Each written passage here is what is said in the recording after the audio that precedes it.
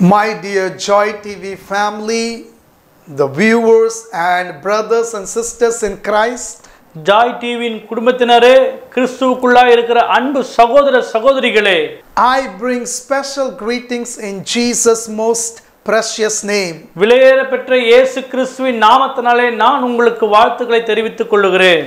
God is good. கர்த்தர் நல்லவர். All the time. எல்லா நேரங்களிலும். And all the time. எல்லா நேரங்களிலும். God is good. கர்த்தர் நல்லவர். Amen. Amen. Hallelujah. Hallelujah. I believe that you have been tremendously blessed through our TV program. இந்த தொலைக்காட்சி நிகழ்ச்சி மூலமாக கர்த்தர் உங்களை அபரிவிதமாக ஆசீர்வதித்திருக்கிறார் என்று நான் விசுவாசிக்கிறேன். And as you tune up, as you watch every Tuesday evening 8:30 to 9 p.m. ஒவ்வொரு செவ்வாய்க்கிழமையும் 8:30 இருந்து 9 மணி வரைக்கும் நீங்கள் பார்க்கிற இந்த நிகழ்ச்சியை you can also share with your friends and family so that many can watch and they can also be blessed through these dynamic prophetic messages. இந்த அருமையான தீர்க்கதரிசன இந்த செய்தியை உங்களுடைய நண்பர்களோடும் உங்களுடைய உற்றார் உறவினர்களோடும் கூட நீங்கள் பகிர்ந்து கொள்வீர்கள் என்றால் அவர்களும் இதை பார்த்து நிச்சயமாக ஆசீர்வாதம் பெறுவார்கள் என்று நான் விசுவாசிக்கிறேன். God wants to speak to everyone, those who have tuned up with this program. இந்த நிகழ்ச்சியை இப்போது யாரெல்லாம் தொலைக்காட்சியின் வாயிலாக பார்த்து கொண்டிருக்கிறீர்களோ உங்களோடு கூட கர்த்தர் இப்போது இடைபடுவாராக. Exposing the spirit of Jezebel. யேசபேலின் ஆவியை வெளிப்படுத்துகிற காரியம். And I am sure we know about this spirit called Jezebel. யேசபேல் என்கின்ற ஒரு ஆவியை குறித்து and through the word of God we are going to expose how this spirit operates. கர்த்தருடைய வார்த்தையை முன்னிட்டு எப்படி இந்த யேசபேலின் ஆவி கிரியை செய்கிறது என்பதை குறித்து நாம் பார்க்க இருக்கிறோம். Especially how it attacks the prophets of God. இந்த ஆவியானது எப்படி கர்த்தருடைய தீர்க்கதரிசிகளை இது எதிர்த்து போராடுகிறது என்பதை நாம் பார்க்க இருக்கிறோம். And the body of Christ, the church, கிறிஸ்துவின் சரீரமாய் இருக்கிற சபையும் கூட. and we need to be alert, we need to understand that this spirit of Jezebel, it was working, but now it is at work very very fast. முன்பதாக கிரியை செய்ததான இந்த யேசபேலின் ஆவி இந்த கடைசி நாட்களிலே சபைகளுக்குள்ளாக மிகவும் அதிக வேகத்தோடு கூட செயல்படுகிறதை நான் அறிந்திருக்கிறேன். And this spirit tries to attack the people of God and try to divide the church. இந்த ஆவியானது தேவனுடைய ஜனங்களை எதிர்த்து போராடுகிறதாகவும் சபையை இரண்டாக பிரிவினைக்குள்ளாய் கொண்டு வருவதுமாய் செய்து கொண்டிருக்கிறது. And let me make it very clear to you as you are watching and listening to this message. இந்த செய்தியை பார்த்து கொண்டு கேட்டு கொண்டிருக்கிற உங்களுக்கு நான் இந்த வார்த்தைகளை மிகவும் தெளிவாக துல்லியமாக போதிக்க வேண்டும் என்று விரும்புகிறேன். This spirit can work through man, through a woman, through child, through anybody. It's not like Jezebel means only it will operate through woman. No. யேசபேல் ஆவி என்றால் ஏதோ பெண்கள் மூலமாக மாத்திரம்தான் கிரியை செய்யும் என்று அல்ல. இந்த ஆவியானது ஒரு ஆண் மூலமாகவும் ஒரு பெண் மூலமாகவும் பிள்ளைகள் மூலமாகவும் யாரை கொண்டாலும் இந்த ஆவியானது கிரியை செய்ய கூடுமானதாக இருக்கிறது. Now what is this Jezebel spirit? யேசபேலின் ஆவி என்றால் என்ன? This spirit, Queen Jezebel, was known for her manipulation and false teaching and seducing the people. இந்த யேசபேல் என்று சொல்லும் பொழுது கள்ள போதகத்தையும் மக்களை பாவத்திலே தள்ளுகிற ஒரு ஆவியாய் இது காணப்படுகிறது. And luring them, attracting them through sexual ways. அது மாத்திரமல்ல, பாவத்திற்கு நேராக இச்சையிலே கொண்டு போகிற இச்சையின் தன்மை உடையதாகவும் இருக்கிறது. And we are going to see very clearly from the word of God. இவைகளை நாம் கர்த்தருடைய வார்த்தையின் அடிப்படையில் இப்பொழுது பார்க்க இருக்கிறோம். The mighty man of God, Elijah, whom God used powerfully. தேவனால் வல்லமையாய் பயன்படுத்தப்பட்ட எலியா தீர்க்கதரிசி, we see in 1 Kings chapter 19 from verse 1 to 10. ஒன்று ராஜாக்களின் புஸ்தகம் 19ஆம் அதிகாரம் 1 முதல் 10ஆம் வசனம் வரையில், she sends a message of threat to Elijah. எலியாவுக்கு விரோதமாக பயமுறுத்தும்படியாக ஒரு செய்தியை இந்த எசபேல் அனுப்புகிறார். And it says, it's written like that there, verse 2, 19 verse 2. 19ஆம் அதிகாரம் 2ஆம் வசனத்தில் இப்படியாய் சொல்லி இருக்கிறது. Then Jezebel sent a messenger to Elijah saying, so let the gods do to me and more also, if I do not make your life as the life of one of them by tomorrow about this time. அப்போது எசபேல் எலியாவினிடத்தில் ஆள் அனுப்பி, அவர்கள் ஒவ்வொருவனுடைய பிராணனுக்கு செய்யப்பட்டது போல நான் நாளை இந்நேரத்திலே உன் பிராணனுக்கு செய்யாதே போனால் தேவர்கள் அதற்கு சரியாகவும் அதற்கு அதிகமாகவும் எனக்கு செய்ய கடவர்கள் என்று சொல்லச் சொன்னாள். And verse 3, when he saw that, when Elijah heard that message, he rose and ran for his life to Beersheba, which belongs to Judah, and left his servant there. மூன்றாவது வசனம், அவனுக்கு அது தெரிந்து வந்த பொழுது எழுந்து தன் பிராணனை காக்க யூதாவை சேர்ந்த பேசபாவுக்கு புறப்பட்டு போய் தன் வேலைக்காரனை அங்கே நிறுத்திவிட்டான். But he himself went a day's journey into the wilderness and came and sat down under a broom tree, and he prayed that he might die, and said, it is enough. Now Lord, take my life, for I am no better than my fathers. நான்காவது வசனம், அவன் வனாந்திரத்தில் ஒரு நாள் பிரயாணமாய் போய் ஒரு சூரை செடியின் கீழ் உட்கார்ந்து நான் சாக வேண்டும் என்று கோரி, போதும் கர்த்தாவே, என் ஆத்மாவை எடுத்துக்கொள்ளும், நான் என் பிதாக்களை பார்க்கிலும் நல்லவன் அல்ல என்று சொல்லி.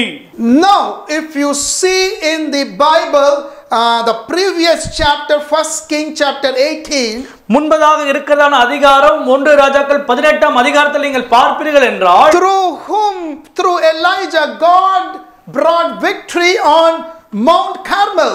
கர்மேல் மலையிலே தேவனாகிய கர்த்தர் எலியாவை கொண்டு மாபெரும் ஜெயமான காரியங்களை செய்ததை பார்க்கிறோம். God performed many miracles. கர்த்தர் எலியாவை கொண்டு अनेक அற்புதமான காரியங்களை அங்கே செய்தார். Signs and wonders. அங்கே அற்புதங்களும் அடையாளங்களும் நடந்தது. Now this woman with her Jezebel, she came to know that Elijah, the mighty prophet of God, I want to threaten him so that I will kill him. இப்போது எசபேல் ஆனவள் என்ன நினைக்கிறாள் என்றால், நான் இப்படிப்பட்ட பயமுறுத்துகிற சில வார்த்தைகளை சொல்லி எலியா தீர்க்கதரிசியை பயமுறுத்த வேண்டும் என்று சொல்லி இந்த வார்த்தைகளை அவள் சொல்லுகிறாள். And she killed many prophets of God. அவள் அது மாத்திரமல்ல, अनेक கர்த்தருடைய தீர்க்கதரிசிகளை கொண்டிருக்கிறாள். Because she knows the prophets of God are very powerful. ஏனென்றால் அவளுக்கு நன்றாக தெரியும் கர்த்தருடைய தீர்க்கதரிசிகள் மிகவும் வல்லமையானவர்கள் என்று சொல்லி. And she used to show the charm and the luring way and attracting them and deceiving them through that sexual way of attraction. அவள் அது மாத்திரமல்ல, தன்னுடைய வசீகரமான தோற்றத்தை கொண்டு இச்சையான பாவனங்களை கொண்டு கர்த்தருடைய தீர்க்கதரிசிகளை பாவத்திலே விழ பண்ணுகிற ஒரு ஆவியை உடையவளாய் இருந்தாள். And this spirit even walks more inside the churches. இப்படிப்பட்ட ஆவி இன்றைக்கு கடைசி நாட்களிலே சபைக்குள்ளாக காணப்படுகிறது. Which we are going to see from the word of God. அதைத்தான் நாம் கர்த்தருடைய வார்த்தையில் கொண்டு பார்க்க போகிறோம். But the Lord saved Elijah from her threat, and God restores him and he gives him divine strength and the food, and he says the way which you have to go is very far. கர்த்தர் எலியா தீர்க்கதரிசி அவருடைய எல்லா வஞ்சக வார்த்தைக்கு அவரை விலக்கி பாதுகாத்து தம்முடைய உணவையும் தண்ணீரையும் கொடுத்து அவரை பலப்படுத்தி நீங்கள் போக வேண்டிய தூரம் இன்னும் அநேகம் என்று சொல்லி கர்த்தர் அவரை பலப்படுத்தினதை இங்கே பார்க்கிறோம். He provides him a food and strengthens him and says, Elijah, go. கர்த்தர் அவருக்கு வேண்டிய நல்ல ஆகாரத்தை கொடுத்து அவரை பலப்படுத்தி எலியாவே நீ புறப்பட்டு போ என்று கர்த்தர் சொன்னார். And later, if now we are going to Revelation chapter 2 verse 18 to 23, வெளிப்படுத்தலின் விசேஷத்திலே இரண்டாவது அதிகாரம் 18ஆம் வசனம் முதற்கொண்டு 23ஆம் வசனம் வரையில் the corrupt church, இங்கே கரை படிந்த ஒரு சபையை பார்க்கிறோம். the church in Thyatira, தியாத்திரா சபையை குறித்து these things says the Son of God, who has eyes like a flame of fire and his feet like fine brass. தியாத்திரா சபையின் தூதனுக்கு நீ எழுத வேண்டியது என்னவென்றால், அக்கினி ஜுவாலையை போன்ற கண்களும் பிரகாசமான வெண்கலம் போன்ற பாதங்களும் உள்ள தேவகுமாரர் சொல்லுகிறதாவது. And it says in verse 20, nevertheless I found few things against you, because you allow that woman Jezebel, who calls herself a prophetess, to teach and seduce my servants to commit sexual immorality and eat things sacrificed to idols. 20ஆம் வசனம், ஆகிலும் உன் பேரில் எனக்கு குறை உண்டு, என்னவெனில் தன்னை தீர்க்கதரிசி என்று சொல்லுகிற யேசபேல் என்னும் ஸ்திரீயானவள் என்னுடைய ஊழியக்காரர் வேசித்தனம் பண்ணவும் விக்கிரகங்களுக்கு படைக்கப்பட்டவர்களை புசிக்கவும் அவர்களுக்கு போதித்து அவர்களை வஞ்சிக்கும்படி நீ அவளுக்கு இடம் கொடுக்கிறாய். This out of 7 churches, this is the corrupt church Thyatira, where they allowed this woman called Jezebel, who used to call herself as a prophetess. இந்த தியத்திரா என்கின்ற சபையானது இந்த யேசபேலை தங்களுடைய தீர்க்கதரிசியை எடுத்துக்கொண்டு இந்த தீர்க்கதரிசியானவள் சொல்லுகிறதை கேட்டு அதன்படி நடந்த ஒரு சபையாய் இது காணப்படுகிறது. Now today we need to have this spirit of discernment to understand whether they are really prophet of God or prophetess of God. கர்த்தருடைய சபையில இருக்கிற நாம் இந்த கடைசி நாட்களிலே பகுத்து அறிகிற ஆவியை கொண்டு நாம் அறிந்து கொள்ள வேண்டிய காரியம் என்னவென்றால், உண்மையாகவே இவர்கள் தீர்க்கதரிசிகளா இல்லை போலித்தனமாய் இருக்கிறார்களா என்று சொல்லி கண்டறிவதற்கு நமக்கு பகுத்தறிவின் ஆவி தேவைப்படுகிறது. Because she used to give false teaching. ஏனென்றால் தவறான உபதேசங்களை அவள் கொடுக்கிறதை இங்கே பார்க்கிறோம். She used to seduce the people of God. அவள் கர்த்தருடைய ஜனங்களை வஞ்சகமாய் நடத்துகிறதை பார்க்கிறோம். And she used to misguide them and lead them to sexual immorality. இந்த யேசபேலின் ஆவியானது கர்த்தருடைய சபையை இச்சைக்குள்ளாகவும் பாவத்திற்குள்ளாகவும் வழி நடத்தி கொண்டு போகிறதா இருக்கிறது. So that they will lose their connection with God and they will fall into immorality. They will lose their anointing and everything will collapse. கர்த்தருடைய தாசர்கள் தங்களுடைய அபிஷேகத்தை இழக்கிறது மாத்திரமல்ல, பாவத்திலே விழுந்து தேவ தரிசனத்தை இழந்தவர்களாய் காணப்படுவார்கள். She tried to create that threat and demonic fear in Elijah as well. எலியா தீர்க்கதரிசி எப்படி விழப்பண்ண அவள் காரியங்களை செய்தாலோ அதே போல இந்த கடைசி நாட்கள் சபையில் செய்து கொண்டு இருக்கிறார். And when we are not strong and rooted in the word of God, and when we don't operate in the spirit of discernment, we can be at the risk, we can be at the danger. நாம் கர்த்தருடைய வார்த்தையில் வேரூன்றி இல்லாமல் இப்படிப்பட்ட ஆவிகளை பகுத்தறியாமல் இருப்போம் என்றால் நாம் ஒரு மாபெரும் அபாய கட்டத்திலே இருக்கிறோம் பிரியமானவர்களே. Because this is a fight in the spirit realm. ஏனென்றால் இந்த யுத்தமானது ஒரு ஆவிக்குரிய மண்டலத்திலே நடக்கிறதா இருக்கிறது. This is the war in the spiritual realm. இது ஆவிக்குரிய மண்டலத்திலே ஒரு மாபெரும் யுத்தமாய் காணப்படுகிறது. And this church got corrupted. இந்த சபையானது இது நிமித்தமாக கரைப்படிந்ததா இங்கே காணப்படுகிறது. Because they allowed her, because she started calling herself I am a prophetess. ஏனென்றால் இந்த தியேத்திரா சபையானது இந்த எசபேலை தங்கள் சபைக்குள்ளாக அனுமதித்தார்கள். எப்படி என்றால் இவள் ஒரு கர்த்தருடைய தீர்க்கதரிசியானவள் என்று சொல்லி அவர்கள் ஏற்றுக்கொண்ட நிமித்தமாக They could not understand her hidden agenda, her hidden plan. அவர்கள் எசபேல் ஆவிக்குள்ள இருக்கலான அசுத்தமான காரியங்களை அவர்கள் நிதானித்து சுதாரித்துக் கொள்ளாதபடி அவர்கள் இருந்தார்கள். And finally she spoils the church. கடைசியாக அந்த எசபேலின் ஆவி அந்த சபையை நிர்மலமாக்கி விட்டது. Today God is asking us to guard ourselves, protect ourselves against the spirit of Jezebel. இன்றைக்கு கர்த்தர் நம்மை பார்த்து சொல்லுகிறார், உங்களை இப்பேற்பட்ட ஆவி நிலத்திலிருந்து பாதுகாத்துக் கொள்ளுங்கள் என்று சொல்லி கர்த்தர் உரைக்கிறார். We need not compromise. நாம் இதிலே எதிலுமே ஒத்து போக கூடாது பிரியமானவர்களே. But rather we can stand on the truth and we can speak the truth and we can defeat them. நாம் சத்தியத்திலே நின்று சத்தியத்தை பேசி இப்படிப்பட்ட ஆவிகளுக்கு விரோதமாய் நாம் யுத்தத்தை செய்ய வேண்டியதா இருக்கிறோம். And to overcome this, if you want to expose this spirit, you need to be strong spiritually. இப்பேற்பட்ட ஆவிகளை நாம் வெளிப்படுத்தி காண்பிக்க வேண்டும் என்றால் ஆவிக்குரிய வாழ்க்கையிலே நாம் மிகவும் வலிமையானவர்களாய் காணப்பட வேண்டும். You need to have that anointing over your life. உங்களுடைய வாழ்க்கையிலே தேவனுடைய மாபெரும் அபிஷேகம் காணப்பட வேண்டும். You and I need to have that mantle of God in our life to chase the spirit of Jezebel. எசபேலின் ஆவியை துரத்தி அடிப்பதற்கு கர்த்தருடைய சால்வை அந்த அபிஷேகத்தின் வல்லமை நம்மை காணப்பட வேண்டும் பிரியமானவர்களே. Especially from your church, from your ministry, from your calling, and especially the prophets of God. விசேஷமாக கர்த்தருடைய தீர்க்கதரிசிகளும் கர்த்தருடைய சமூகத்திலே ஊழியம் செய்கிறவர்களும் கர்த்தருடைய சபையும் இது பாழாக்கக்கூடியதாய் காணப்படுகிறது. And she was leading them to commit sexual immorality.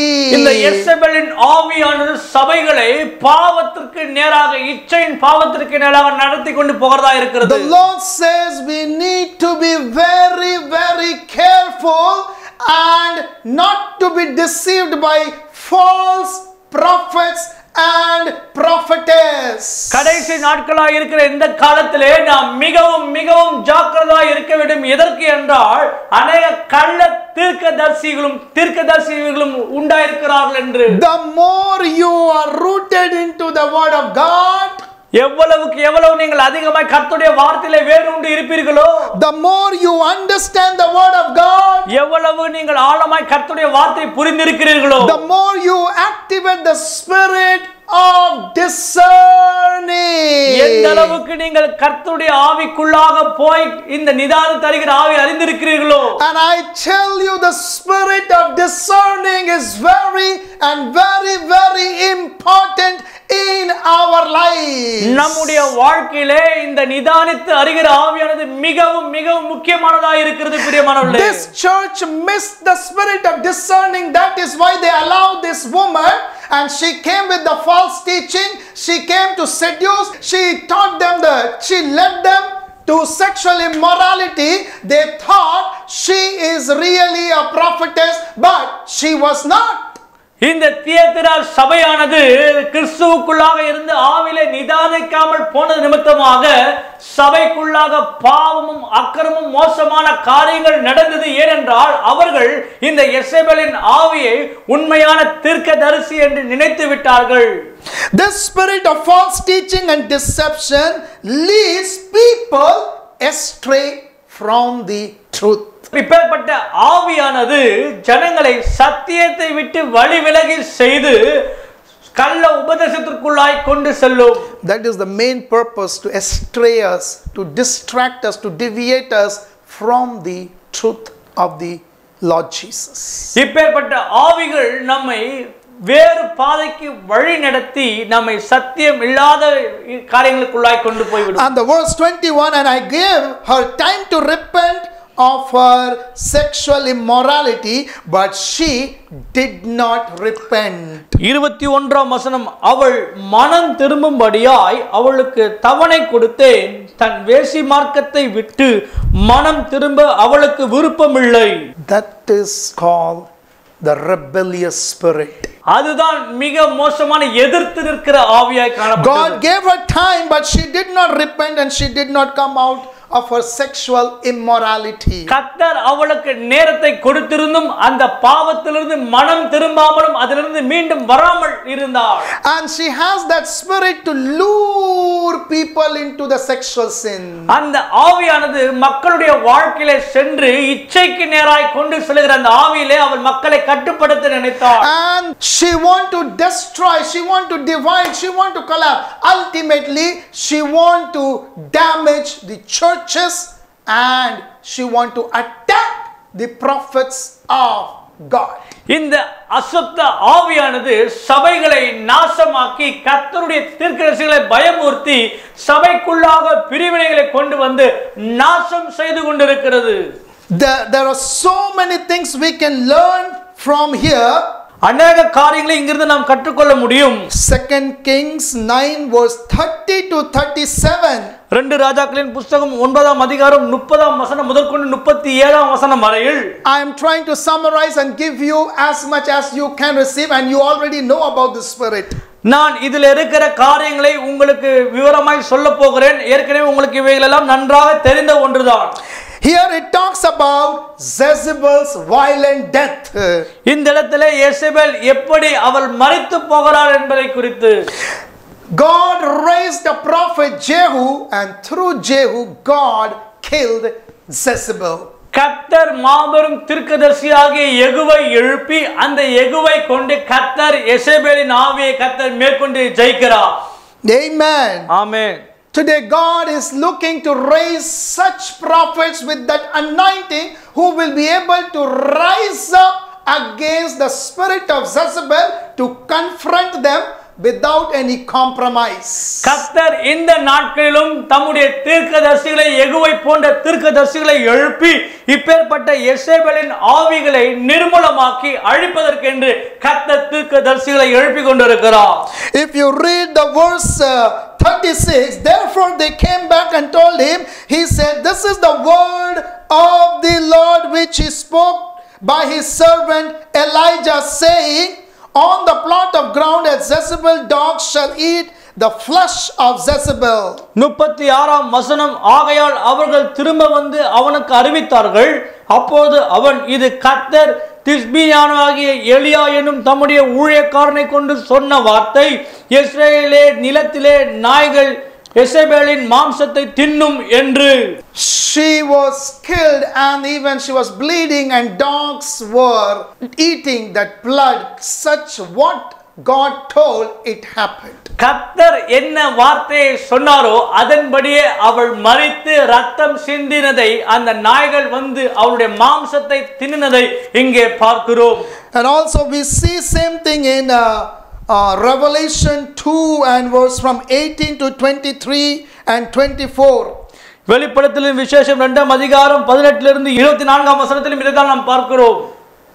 Finally, what I want to say, God raised prophet Jehu to kill Jezebel. கடைசியாக நான் உங்களுக்கு சொல்ல வேண்டிய காரியம் என்னவென்றால், கர்த்தர் யெகூ போன்ற தீர்க்கதரிசிகளை எழுப்பி இந்த யேசபேலை அவர் முடித்து தீர்த்தார். And that was the end of Jezebel's life. இதுதான் யேசபேலின் வாழ்க்கையினுடைய முடிவாய் காணப்படுகிறது. Same way today God is looking for such prophets and prophetess to rise up inside the churches and outside the churches so that we can kill and destroy this Jezebel and bring it to an end. கர்த்தர் இந்த நாளிலும் கூட சபைக்குள்ளாக தீர்க்கதரிசிகளை தேவன் உருவாக்க விரும்புகிறார். எதற்கென்றால் இப்பேற்பட்ட யேசபேலின் ஆவிகளை நிர்மூலமாக்க வேண்டும் என்று சொல்லி. Hallelujah. Hallelujah. You need not be afraid of the spirit. நீங்கள் இந்த ஆவியை குறித்து பயப்பட வேண்டாம். You need not compromise against the spirit. நீங்கள் எந்த காரியம் ஒத்து போக வேண்டாம். You need not get deceived by the spirit. இந்த ஆவியினால் நீங்கள் வஞ்சிக்கப்பட்டு போக But வேண்டாம். rather you and I need to be alert. நாம் இந்த ஆவியை குறித்து எச்சரிக்கையா இருக்க We வேண்டும். need to discern. நாம் பகுத்தறிய வேண்டும். There need to be spiritual awakening. நமக்குள்ளாக ஆவிக்குரிய புத்தி தெளிவு உண்டாக வேண்டும். And Holy Spirit will help us. கர்த்தருடைய ஆவியானவர் நமக்கு உதவி செய்வாராக. Holy Spirit will give us that prophetic anointing in this last day. இந்த கடைசி நாட்களிலே கர்த்தருடைய பரிசுத்த ஆவியானவர் அபிஷேகத்தின் தீர்க்கதரிசன ஆவி நமக்கு கொடுப்பாராக. How God anointed Jehu, prophet Jehu, and he raised him to kill this Jezebel, this woman. கர்த்தர் எப்படி யெகூவை எழுப்பி இந்த யெசபேலின் ஆவியை முற்றிலுமாக முறித்து எடுத்தாரோ, Same way in these last days, God is looking for prophet or prophetess inside the church and body of Christ to raise them with this greater level of anointing to bring this Jezebel spirit to an end. கடைசி நாட்களாக இருக்கக்கூடிய இந்த நாட்களிலே கர்த்தர் சபைக்குள்ளாக இருக்கிற கர்த்தருடைய தீர்க்கதரிசிகளை எழுப்பி யெகூவை போல வல்லமையாய் நாம் தீர்க்கதரிசனம் சொல்லி இப்பேற்பட்ட யெசபேலின் ஆவிகளை நிர்மூலமாக்கும்படியாக கர்த்தர் நம்மை எழுப்புவாராக. I speak. நான் பேசுகிறேன். I declare. நான் அறிவிக்கிறேன். I decree. நான் சொல்லுகிறேன். I release in Jesus' name. இந்த அபிஷேகத்தை நான் இப்போது கட்டவிழ்க்கிறேன். I release in Jesus' name. இயேசுவின் நாமத்தில் அபிஷேகத்தை The கட்டவிழ்க்கிறேன். anointing which came on Jehu, same anointing, let it come over you, my brothers and sisters, and rise up to bring this Jezebel spirit to an end, to kill this spirit. யெகூவுக்குள் வந்ததான அதே கர்த்தருடைய அபிஷேகம் இதை பார்த்து கொண்டிருக்கிற உங்களுக்குள்ளிருந்து இப்போதே கர்த்தருடைய ஆவியானவர் மூலமாக எழும்புவதாக. எதற்கு என்றால் இப்பேற்பட்ட யெசபேலின் ஆவிகளை நீங்கள் தீர்த்து கட்டும்படியாக. So that you will not be deceived. ஆக நீங்கள் இதனால் வஞ்சிக்கப்பட மாட்டீர்கள். You will not allow false teaching. ஆக நீங்கள் பொய்யான உபதேசங்களை செய்ய மாட்டீர்கள். You will not allow false prophet or prophetess in your church, in your ministry, no matter wherever you could be around the globe. இந்த உலகத்துல நீங்கள் எங்கே இருந்தாலும் கள்ள போதகம் பண்ணுகிற தீர்க்கதரிசிகளை நீங்கள் ஒருபோதும் ஏற்றுக்கொள்ள மாட்டீர்கள். But I pray, may your spiritual eyes be opened and enlightened, and may the spirit of discerning be activated in Jesus' name. இயேசு கிறிஸ்துவின் நாமத்தினாலே நான் உங்களுக்காக ஜெபிக்கிறேன். உங்களுடைய ஆவிக்குரிய கண்கள் திறந்து நீங்கள் காரியங்களை சுதாரித்து அறிந்து கொள்வீர்களாக. This is the high time for us.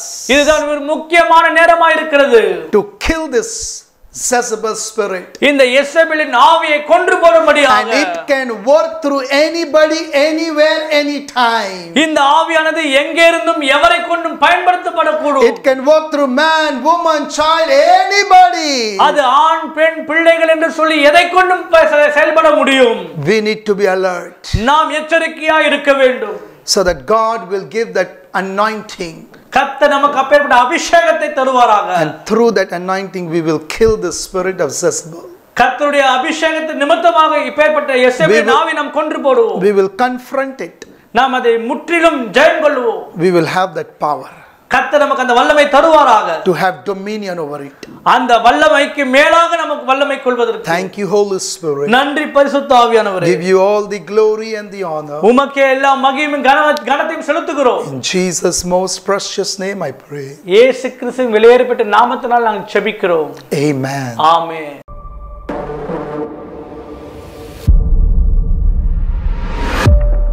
கடைசி கால தீர்க்கதரிசன ஊழியங்கள். தேசத்தில் கடைசி கால எழுப்புதலை கொண்டு வருவது உமது மகிமையை எனக்கு காட்டும் மாநாடு, சென்னை 2024. வருகிற செப்டம்பர் மாதம் 16ஆம் தேதி திங்கட்கிழமை காலை 9 மணி முதல் பிற்பகல் 2 மணி வரையிலும் நடைபெறுகிறது. நடைபெறும் இடம் லிவிங் காட் சர்ச், எண் 283, MSK சாலை, ஆலந்தூர், சென்னை 16. தீர்க்க தரிசன செய்தியை வழங்கி உங்களுக்காக ஜெபிக்க இருக்கின்றவர்கள் prophet Daniel Bennett. What a dangerous time we are living in. எவ்வளவு அபாயமான ஒரு காலத்திலே நாம் வாழ்ந்து கொண்டிருக்கிறோம். What a serious time we are living in. எவ்வளவு முக்கியமான ஒரு நேரத்திலே நாம் வாழ்ந்து கொண்டிருக்கிறோம். You and I cannot play with the God of universe. முழு உலகத்திற்கும் ஆண்டவராய் இருக்கிற கர்த்தரோடு கூட நாம் விளையாட முடியாது பிரியமானவர்களே. மற்றும் சென்னையில் தேவனின் அன்பு ஊழியங்களின் ஸ்தாபகர் சுவிசேஷகர் டி. ஸ்டீபன் அவர்கள். அன்பு தேவனுடைய பிள்ளைகளே, உங்க உலக பிரகாரமான அழகும் கலரும் சில மாதங்கள், சில வருஷங்கள். வயசானதுக்கு அப்புறம் பாருங்க, அந்த காலத்துல அப்படி ஓன்னு இருந்த பயங்கர அழகா அப்படி பியூட்டி கியூனா இருந்தவங்க எல்லாம் ஒரு வயசானதுக்கு அப்புறம் ஆட்டோமேட்டிக்கா தோல் சுருங்கிரும், சரீரத்தில் அப்படியே உடம்பு குறைஞ்சிரும். அந்த அழகு நிரந்தரமானதல்ல, ஆனால் உள்ளழகு என்றும் நிரந்தரமானது. பதிவு கட்டணம் ரூபாய் 200 மட்டுமே. மதிய உணவும் தேநீரும் வழங்கப்படும். அரிய சந்தர்ப்பம், நழுவப்படாதீர்கள். இந்த கூட்டத்தில் பங்கு பெற்று தேவ ஆலோசனைகளையும் தெய்வீக ஆசீர்வாதங்களையும் பெற்றுச் செல்லுங்கள். மேலும் விவரங்களுக்கு 9325233393 மற்றும் 9513883770 என்ற எண்களில் தொடர்பு கொள்ளுங்கள்.